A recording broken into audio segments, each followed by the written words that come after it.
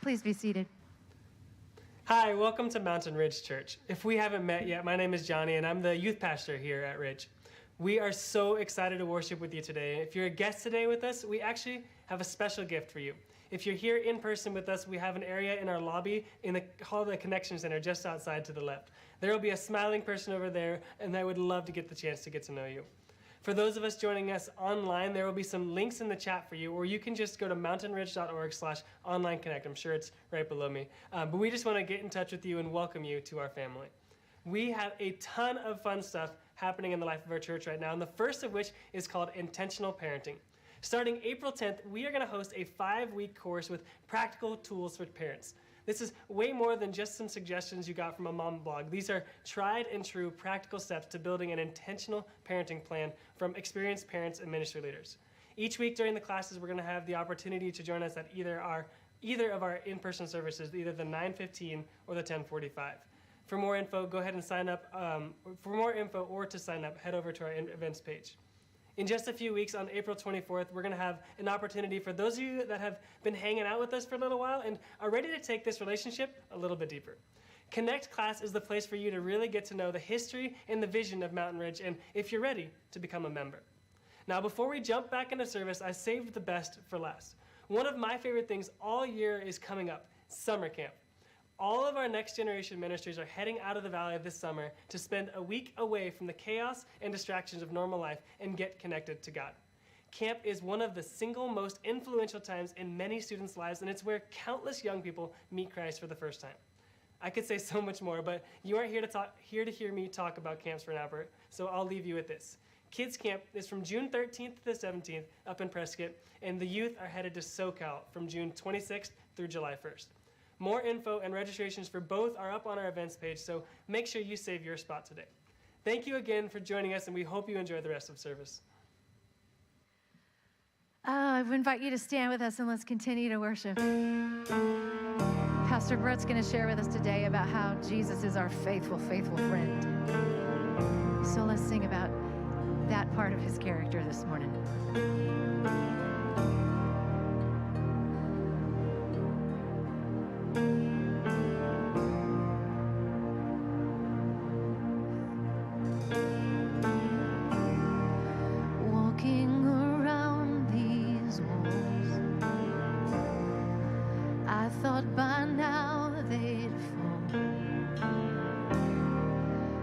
You have never failed me yet.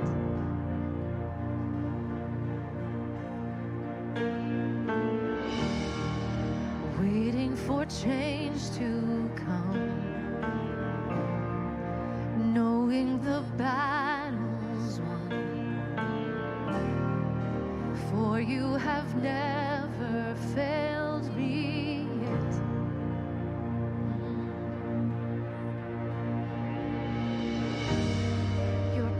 Still stands. Great is your faithfulness, your faithfulness. I'm still in your hands. This is my confidence. You've never failed me yet.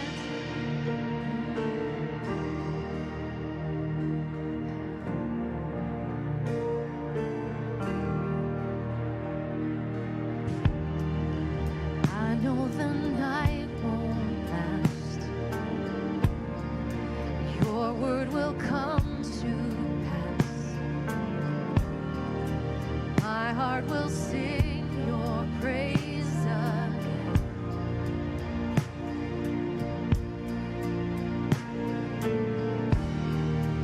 Jesus, you're still enough.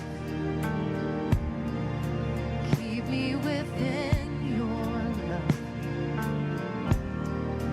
My heart will sing your praise again.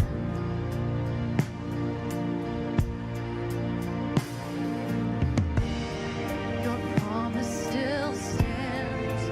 Great is your faithfulness, your faithfulness.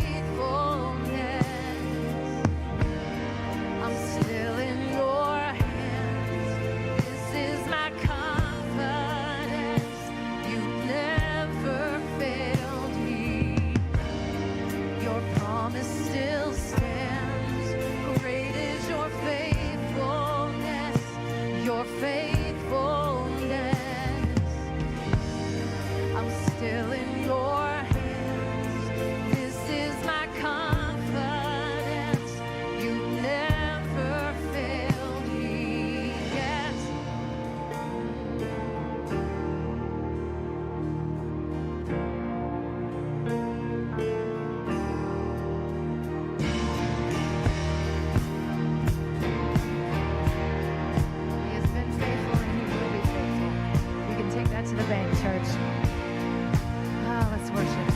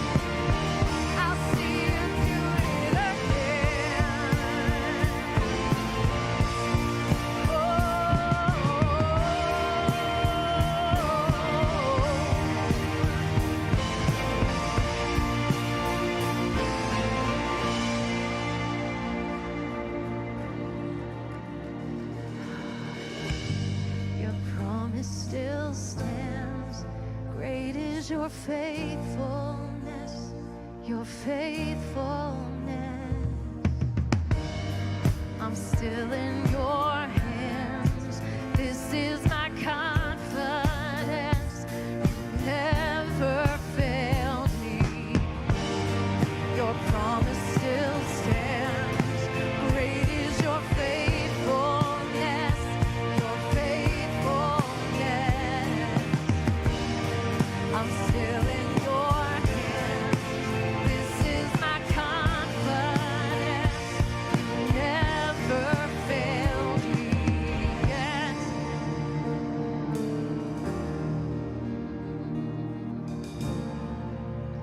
No, you've never failed me yet.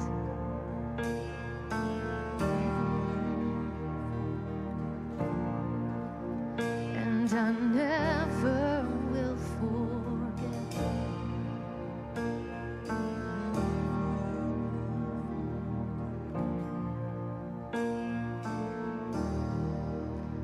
Praise him for his faithfulness, church.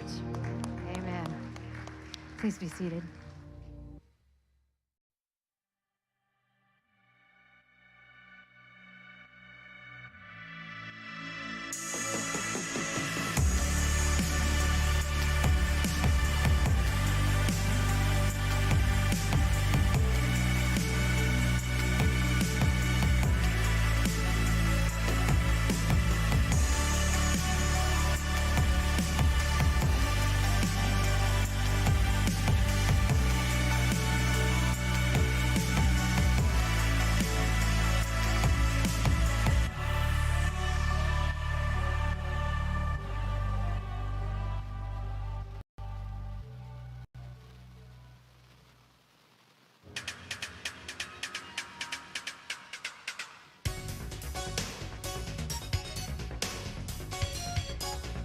I would say it's someone who will tell you exactly what they think, no matter how much it would hurt your feelings. Someone who's always true, someone who will always be beside you, and no matter what happens. A real friend is someone who really cares for you and is interested in you at all times, no matter what's going on in your life, and shares with you. A person that helps you when you're in need. Someone that doesn't lie. A real friend is someone that cares and understands and is there when you need them and will love you unconditionally. A real friend that don't tell your business when you talk to them. they hide all your secrets. Somebody, when you need somebody, they're always there. You're not just saying they're there and they love you unconditionally. Always there for you. A real friend is somebody that likes you just the way you are. A real friend is someone you can trust. Some of them ain't from around here. Hey. We are in the middle of a series called What's He Like? And you picked a great day to be here, even if it's your first time. But what we're doing is, instead of going by what everybody else says about who Jesus is and what God is like and what they care about and what they don't care about, we're actually going with what Jesus said about himself and what the people that lived with him and closest to him had to say about him, instead of having to guess, because that's what a lot of us are left to do, or maybe, popular person on TV or what somebody else says or a news organization or whatever about what God is like. We're going to actually just go to the source. And so today we're actually talking about this idea of who Jesus is. But to get there, I want to share an example from my growing up time, because I used to play in junior high, 6th, 7th, 8th grade in there. We had this very sophisticated game that we played. It was called Two for Flinching.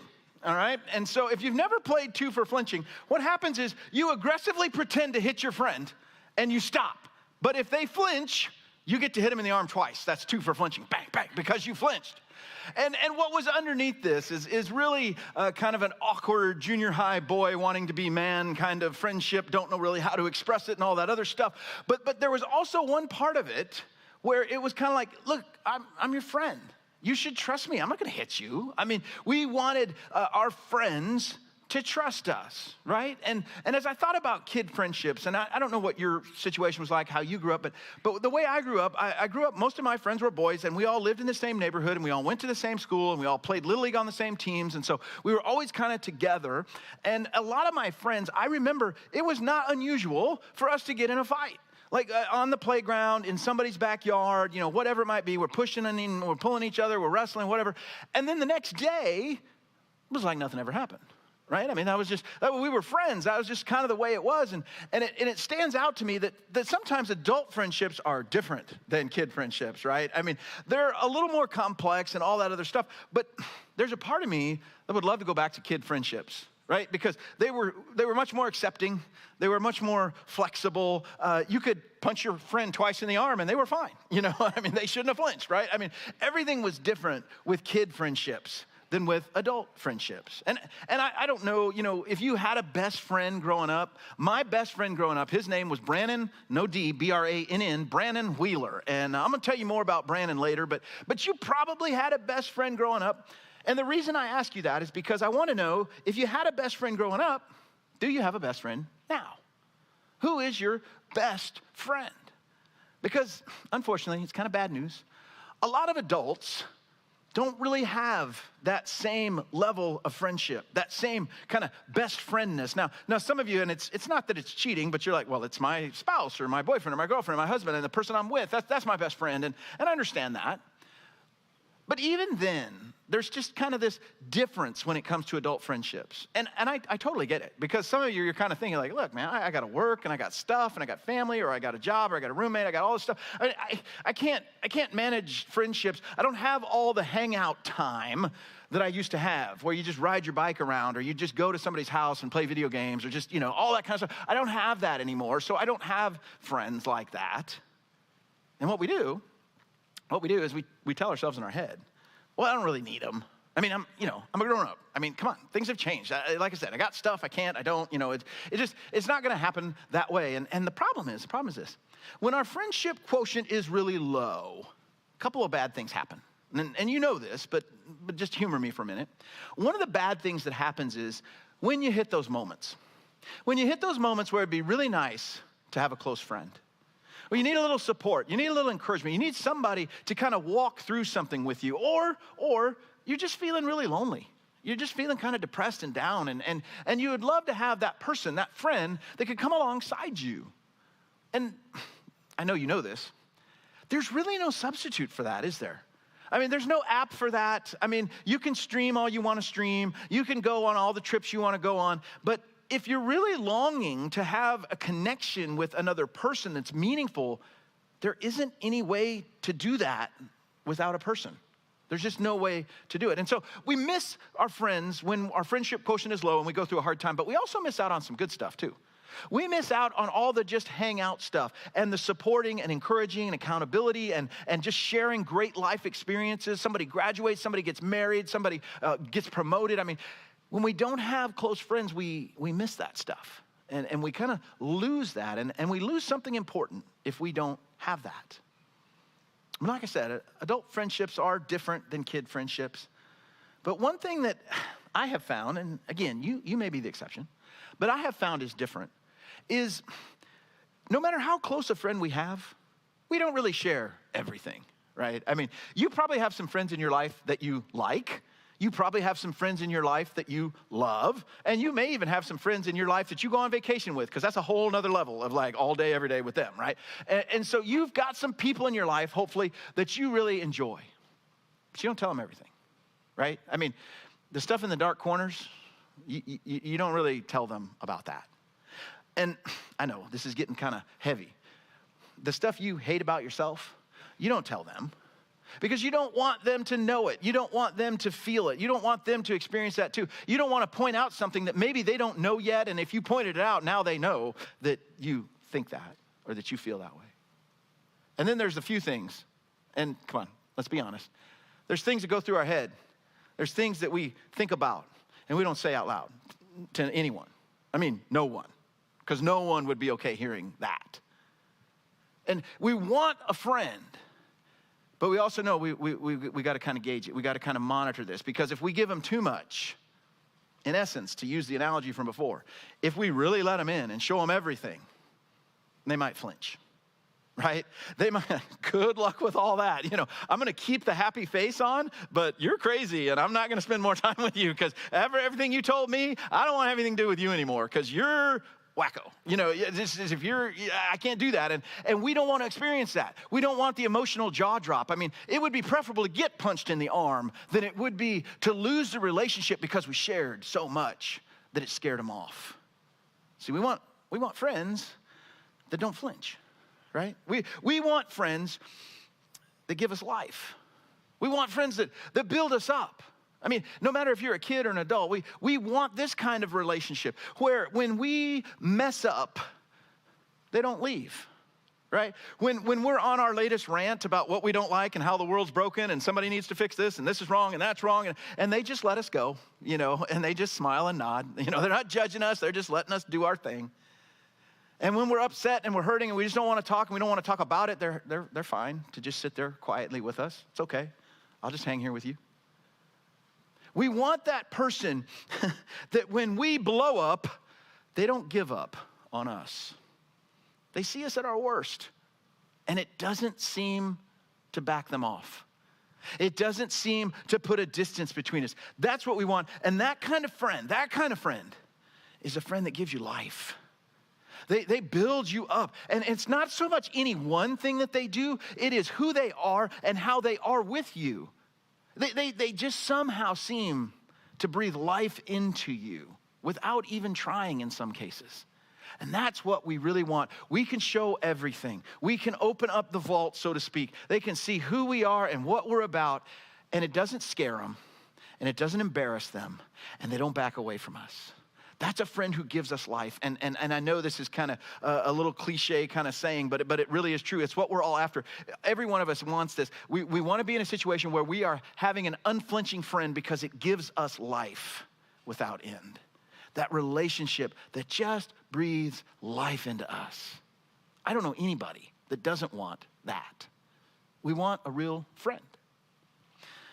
If you've got your Bible, we're going to be in John chapter 15, or you want to follow along in the app, because Jesus does something in John 15 that should give you hope. Whether you have that kind of relationship right now or not, this should give you hope. Because the whole book of John, one of the things that happens in the book of John, if you don't know this, is Jesus tells us a lot about who he is. He shares a lot of information about not just facts and figures and stuff he did, which is great to know, but who he is as a person and how he sees you as a person. And so we have this huge list. To be honest with you, it's almost too long to go through. But one of the things that probably would surprise you that's at the top of the list for Jesus, one of the way he describes himself to you is as a friend. He describes himself as a friend. John 15, verse 12. Let's look at this together. John 15, verse 12, Jesus is having one of the most intense conversations he is ever going to have, and he's having it with the people that are the very most close people to him in the world. He says this in John 15, verse 12, my command is this, love each other as I have loved you. Greater love has no one than this, to lay down one's life for one's friends. You are my friends if you do what I command. I no longer call you servants, because a servant does not know his master's business.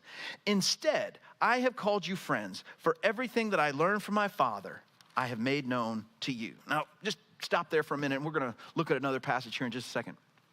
But Jesus, in essence, says, I am your friend. And again, this is what we were talking about before. You might have heard a lot of things about who Jesus is. Jesus is angry. Jesus is a judge. Jesus wants to make sure you do everything right. Jesus is going to get you if you do something wrong, or Jesus is embarrassed of you, or Jesus wishes you wouldn't mess up so much, or whatever you heard about Jesus. But Jesus is saying one of the best descriptions between me and you, and when I say you, I don't mean everybody in here. I mean you sitting in your chair. One of the best descriptions between me and you is I'm your friend. That's how Jesus describes himself. And for a lot of us, we've never thought of it that way. That he would pick that word, that he would pick that idea of a friendship. It seems strange in some ways, but I can tell you, you can trust it, because you may not know this, but some of Jesus' most fiercest critics, the people that did not like him, the people that wanted him to go away, ultimately the people that were responsible for having him arrested and killed, you know what one of their biggest complaints about Jesus was? You're friends with the wrong people. You are friends with people that you shouldn't be friends with. You're hanging out with the losers, with the lowlifes, with the people that aren't valuable, the people that aren't like us, the people that we don't want to have anything to do with. You are friends to them. And that is why we don't like you. But can you imagine if you were one of the losers and the lowlifes and the friends that weren't valuable and the people that nobody else wanted to have anything to do with, if he treated you like his friend? How different that would be. You see, and this is one of the things, I've heard preachers say this over and over and over, but I love it because it's so true. People who were nothing like Jesus liked Jesus. Why? Because of the way he treated them. People that knew, Jesus, you're different than me. I mean, you're good, right? I'm not. You don't seem to lose your patience and get mad at people and blow up. I do. You tend to treat everyone like they're valuable. I don't. You tend to be selfless. I'm selfish. I see it. You are different than me. And these people saw that Jesus was very different with them. They had nothing in common. They were not like him at all. But they liked him because he treated them like his friends. Maybe you feel that way.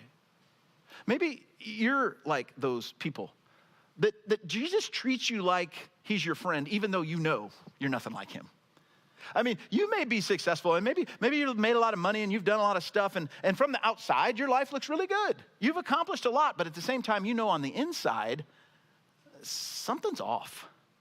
I mean, I should be happy, right? I got the family, I got the money, I got the stuff, I got the job, I got the car, I got the house, and yet,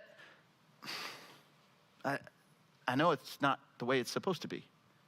You might be the person that lives life and you're carefree and everything you do, it looks like you've got it made. It looks like everything is perfect. And everybody on the outside would look and say, hey, yeah, I wouldn't mind living that life. But on the inside, you're kind of going, no, there's something missing. Because no matter how carefree my life looks, I feel stressed and anxious inside. Or maybe you're the person, you figured it all out. And you somehow made it all work. The relationships, the family, the stuff. I mean, it just, you got your life and you've kind of fixed it around this perfect ideal. And yet on the inside, somebody asked you, if you were honest, if you would say the things that you don't say, you'd say, it's broken. I don't know exactly how or why or how to describe it, but something inside is broken. Jesus, even though you're not like him, he wants to be your friend. And that's why they, and hopefully you too, like Jesus, even though you're not like Jesus. You liked him, and it's because of the way he treats us. Now, he says something kind of unusual, and I got to be honest with you. Having a friendship with Jesus, for some of you, may seem really strange. Like, I never really thought about that. That's not part of my world. That's not part of the way I think. And how would that even work? Like, friends with God, you know, what does that look like? It is different, okay? Let me just say that right up front. It is different. Because I don't know how many of you have a friend that says, I'll be your friend if you obey everything I say. Anybody got one? That would be weird, right? If some guy came up to me and goes, I'd love to be your friend as long as you do everything I tell you. I'm like, no, that's not going to happen, And Jesus said, I chose you. So he's like, I chose you as my friend, and if you'll do everything I tell you to do, I'll be your friend. And you're like, it is different. We are not peers with Jesus, okay? So don't get me wrong. But at the same time, there are so many facets of friendship, the good things about friendship, the normal things about friendship. When you say, hey, who's your best friend, or who do you love hanging out with? All of those things you think of apply. And let me give you the most basic one, because this one, I think it is basic, but at the same time, it's kind of mind-blowing, right? So if I said that I wanted to be your friend, and I was really, involved and engaged, and let's say you're kind of a fairly normal person, and you're kind of flattered, but at the same time, you're like, I'm gonna be that guy's friend. Right? I mean, it's just, I don't want to. What would that make me? Not a friend, but a stalker, right? Like, I'm going to keep showing up. I'm going to keep being there. I'm going to keep pretending we're friends even though we don't know each other and you don't want to be my friend. I mean, that would be weird, right? You can't have a friendship unless it goes both ways. I mean, there's no such thing as a friendship where one person is a friend and the other person isn't. That's not a friendship. And so, again, to me, this is crazy. When Jesus looks at you, again, you in your seat, not you in the audience, you in your seat, you personally. When Jesus looks at you, he says, I want to be your friend. And it's mutual. I want you to be friends with me, and I want to be friends with you. And again, I think that's just, it's kind of so mind-blowing. Jesus isn't about the idea of friendship. He is an actual friend. And so everything you like to do, and I apologize, some of you probably don't like to do the same things I do, but for me, it's like, hey, I'm gonna come over and sit down and watch the ball game. We're gonna sit in the backyard. We're gonna grill hamburgers. We're gonna go do these things. We're gonna hang out on the weekends. We're gonna do stuff in the evening. I'm gonna call you. I'm gonna text you every once in a while. I mean, those kind of things that I do with my friends when I have a real friendship, Jesus is like, yeah, I'm down for that. I wanna have a relationship with you. And here's what's hard about this for me, and you may end up being in the same boat. I have no problem, and I know not everybody grew up this way. I know that's not everybody's story, so I apologize if this is a little different than yours. I know that not everybody knows Jesus as their friend. I get that. But I do. And it's odd to me because I see how I benefit from being connected to Jesus. He loves me, he forgives me, he's taught me, he helps me, he talks to me when I'm struggling, he walks me through stuff. I have shared so many experiences where Jesus has been a friend to me. It has literally changed my life, and it has changed the way I see people. It has changed the way I see the world. His love has changed me and helped me love. I mean, it has completely benefited me. I get that part. But if friendship is really mutual, he likes being with me too. That is a jaw dropper to me. He likes hanging out with me. He likes hanging out with you. And you're like, I'm busy, I got stuff. And he's like, that's fine. I'd like to go with you. I get distracted and I kind of fall off the wagon times. I do some things wrong. I don't know. That's fine. I want to be with you. I want to hang with you. I want to share experiences with you. I want to be connected with you. Jesus, get this, Jesus enjoys being with you, just like you enjoy being with him, because that's friendship. And again, it's such a strange thing. I grew up going to church, and maybe some of you did as well. I grew up going to church, and it was easy to walk away with the idea that what it really means to know and follow and love God is I do the stuff, right? I go to church, and so I go to church as many Sundays as I can get there. And I try to give some money so that I can be generous, because that's what good people do. And I try to be a good person, a good citizen. I'm being nice to my neighbor, and I'll try to be thoughtful, and I'll try to make moral decisions. And I'm going to just do all the stuff. And if I do all the stuff, then that's good, right? Do any of your other friends do that to you? Do any of the friends in your life have a checklist of things you have to do before they'll be your friend? Before they'll want to be around you or spend time with you? I don't. And if you do, we should probably talk. That's not a good situation. Jesus doesn't either. I mean, don't get me wrong. All those things are good. Going to church, giving, being generous, being moral, trying to be a good neighbor and love other people. All those things are good. But do you realize that Jesus is more concerned about being connected with you than he is about you checking off a box of to-dos? Because He's your friend. That is his heart. And that is what sometimes is so hard to get a hold of. That everything he did, he came here. He allowed himself to be arrested. He allowed himself to be executed. He rose from the dead. Everything that he did so he could connect with you. That's why he did it. He wants a relationship, a connection with you. And so he puts it in terms we can understand. He says, I want to be your friend. I'm going to come to where you are. I'll meet you there. You don't have to come meet me. I will meet you. I will be with you. We will hang out. We will be together. That is the relationship that I want with you. And again, I push back sometimes, and I'm like, Jesus, you know, I appreciate all the good things you're doing for me. Why would you want to hang out with me? Why would you want to be around me? I mean, I've had all this rejection. I got all this baggage. And he says, you know what? I want to heal that. I want to teach you how accepted you are. Okay, well, you know, that's nice. I appreciate that. That's good. But Jesus, you don't understand. I mean, I'm harsh. I'm hard on me. I'm hard on other people. I'm judgmental in the way I look at people and things. And you know, if somebody does stuff wrong, at least wrong according to me, I mean, I can really just kind of start knocking them down in my head. And he says, I get it. I want to meet your harshness with my gentleness. Oh, Jesus, I thank you. I appreciate that, you know, but I kind of have this list of people. And these people that are on the good list, people that I want to hang out with, and then there's a list of people that I don't want to be around, and they're wrong, and they're bad, and I don't want to have anything to do with them. And Jesus says, I want to meet that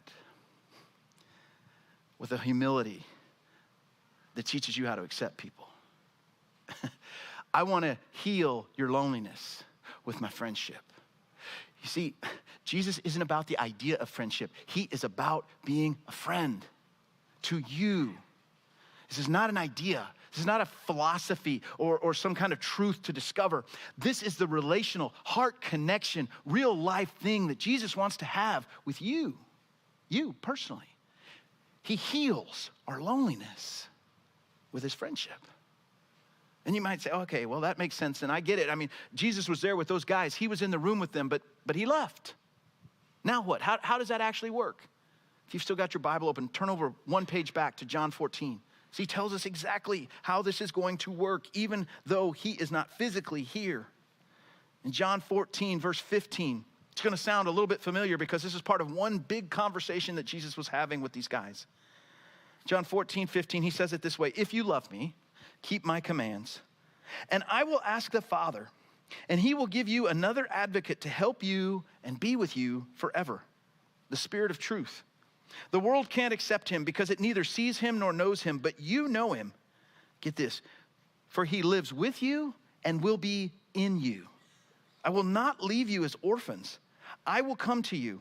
Before long, the world will not see me anymore, but you will see me. Because I live, you also will live.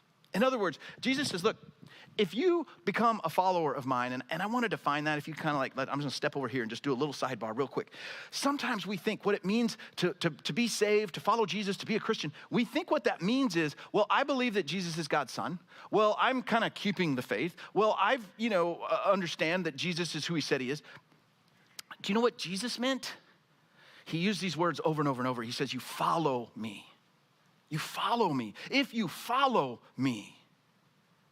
That's the difference. One over here is just intellectual. I know some stuff in my head. One over here is my life is changed and I follow him. He sets my priorities. He holds my future. He is changing my heart. We have a dynamic relationship because I am following him.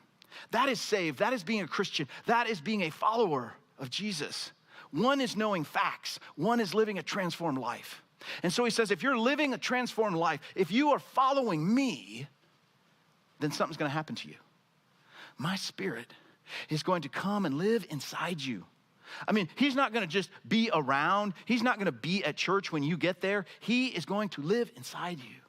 And when he lives inside you, he's going to point you to truth. He's going to convict you of sin. He's going to help you know the things that you need to know, but don't miss this.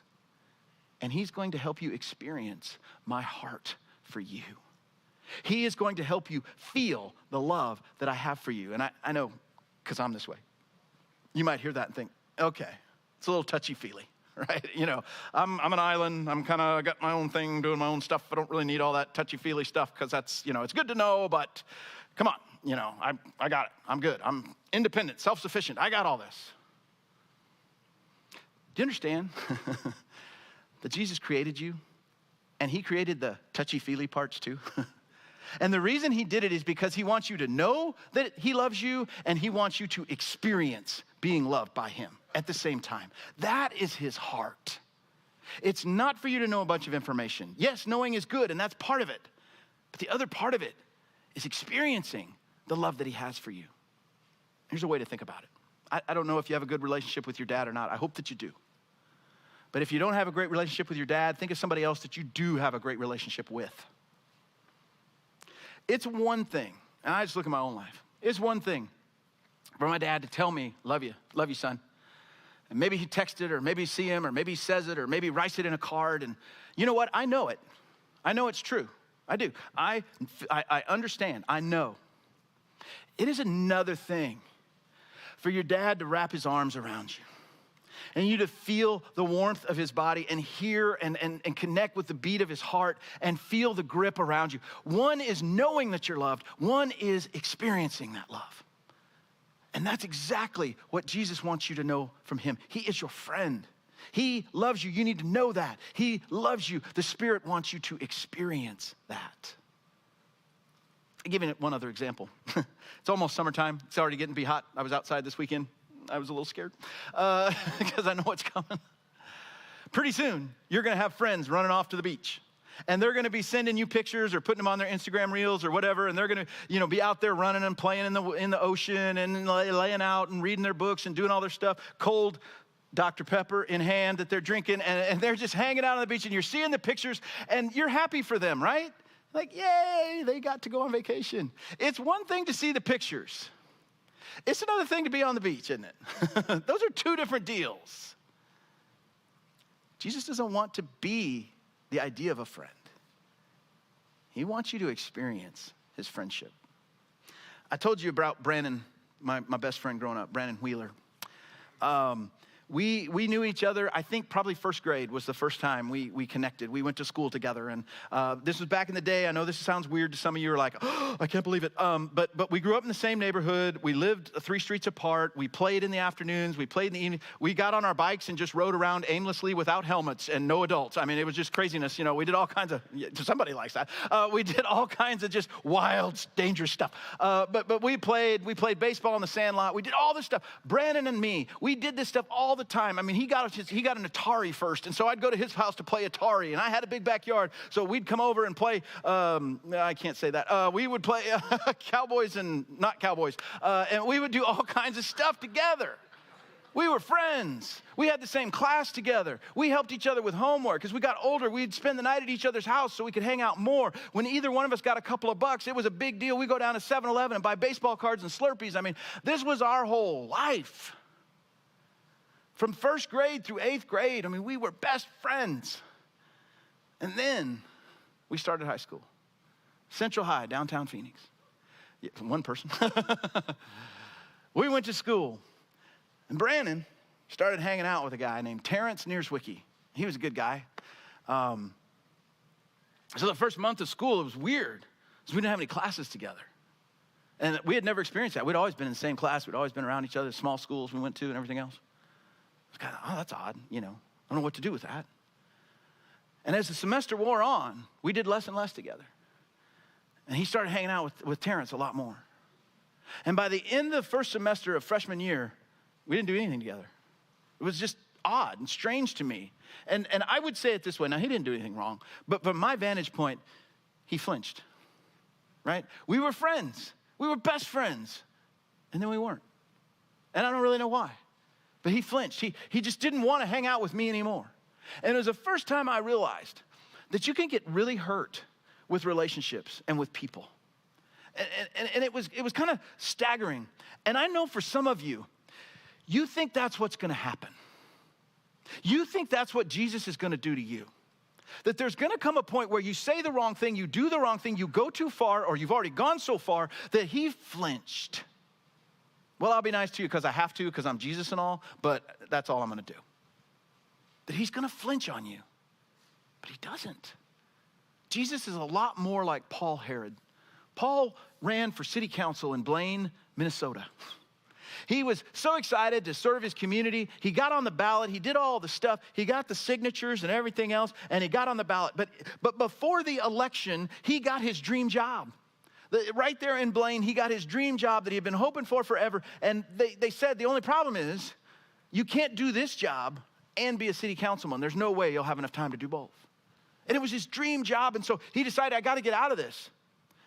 And so what he did was he started writing letters to his hometown paper about why people should not vote for him.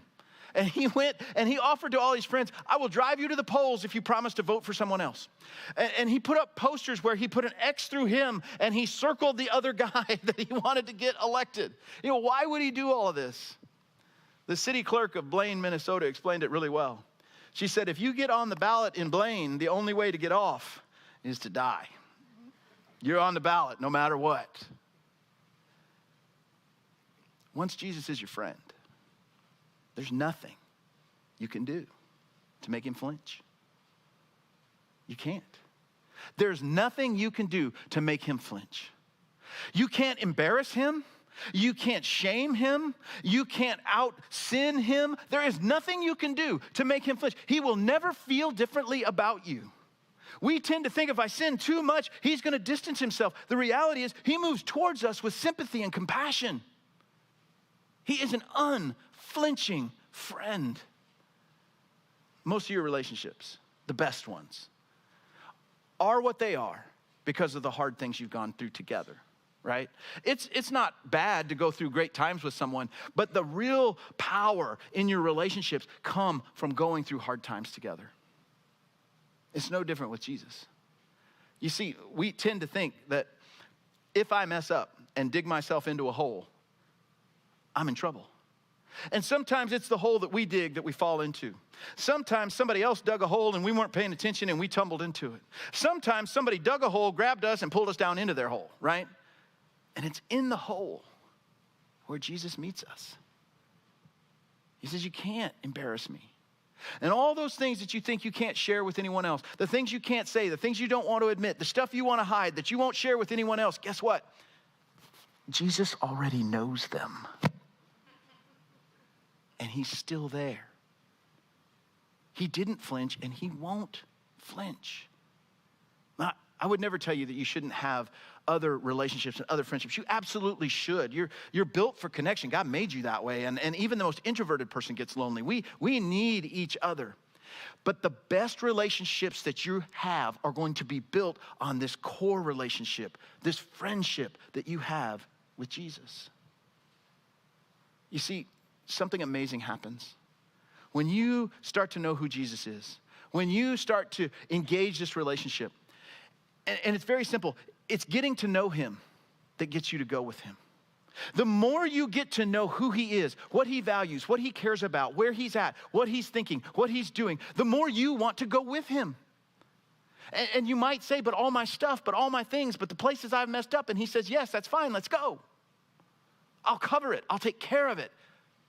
The more you get to know him, the more you want to go with him. In my own life, one of the ways I think about this, you've probably heard of the story of the prodigal son. Very simple story. Son takes off, blows his dad's inheritance, and decides maybe I can go back home. I just don't know if home wants me back, right? And he's kind of struggling through that. Here's Brett's modern version of that. Most of us did this at one point or another as teenagers or young adults or whatever. We got the car, we got the keys, we did whatever. We went out, and we knew we were supposed to be home by a certain time, and we're late, right? And we know it's not gonna be pretty when we get home, right? So we're coming home and we're pretty sure that mom or dad, or both mom and dad, are waiting up for us to come in to the living room. And we don't know how they're gonna receive us. Let's amp that up by about 10. So many times we come back, we see that we've messed up, we see we've blown it, we've seen we've done something wrong, we've mistreated people, we've said the wrong thing, we've been selfish, we've been self-centered, whatever it is, we've treated people poorly, and we're coming back in and we're wondering, what is he gonna do? How is he gonna respond? Because I know what mom and dad did, man, I lost the keys and they were mad and I had to listen and go to my room and the whole thing, and we think that's what Jesus is gonna do. I mean, he can't completely disown us, he's still Jesus, but you know, he's gonna be mad. You know what he does when you come in late? He jumps up, he puts his arms around you and he says, I'm so glad you're home. I'm so glad you came back. Now, don't get me wrong. He wants us to change. He wants us to do better. He wants us to move into the life that he created us to live. But he's not waiting to punish us. Jesus would rather be with you than reject you. And he's done everything he can to prove it. That is his heart. He is not even slow to welcome you back. That's what it means to be Jesus' friend. Let's pray together. Father, thank you so much for the truth of this. Thank you that you want us to know who you are and you want us to experience who you are. And Father, as we think about the fact that you are gentle and humble and compassionate, it shocks us that you want to be our friend. And so Father, this morning, I know there's two groups sitting here, and I want to pray for both of them. Father, for those of us that know you, that know Jesus as our friend, we are so, so thankful. Thank you for reminding us, and thank you for helping us to not only know, but to feel what it means to be loved by you and to know your heart. Father, we can only say thank you. And for those that are here this morning that don't know that friendship, Father, my prayer is very simple. That this morning, as you speak to their hearts, they would be drawn to you. Even though they're not like you, they can see that you like them and that they have a place with you. Father, keep speaking to us as we worship you. Thank you for loving us in a way that we can't even really explain. It's in Jesus' name we pray. Amen. Please stand with us and let's continue to worship together. I love you, Lord. Oh, your mercy never fails me. All my days I've been held in your hand. From the moment that I wake up until I lay my head, I will sing of the goodness of God. All my life you have been faithful. All my life you have been so, so good.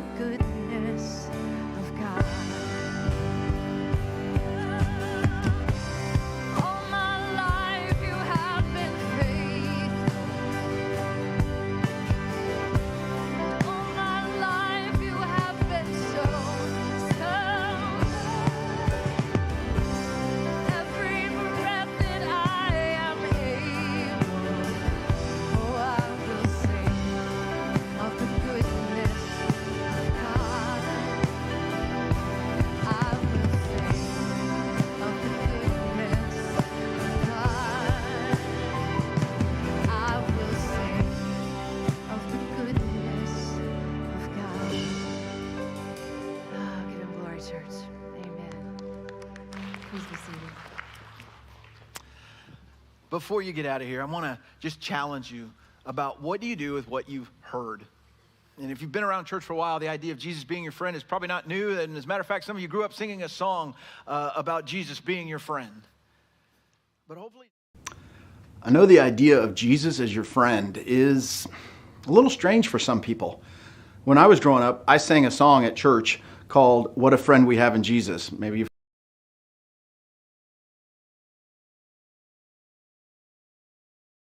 maybe you haven't, it doesn't really matter. But I remember my mom telling me, because of the way she grew up, that was always a really hard thing for her to think of Jesus as her friend. And it made me wonder, maybe you're in the same boat. Do you think of Jesus as a friend, not just a friend, a best friend, somebody who really enjoys being with you and wants you to enjoy being with him? And that's a really important question. And as we consider that this morning, there are two steps that I want to offer to you as ways to move forward from here. So maybe for you, the big next step you need to take is to actually begin that friendship. Jesus is offering that friendship to you, but just like any other relationship, you have to be willing to. You have to be willing to enter that relationship. And maybe your step today is, now that you know who he is a little bit better, now that you know what he's about, to start that relationship. That Jesus is going to be your friend, and not just your friend, but the one who changes your life, that gives you life, that saves your life.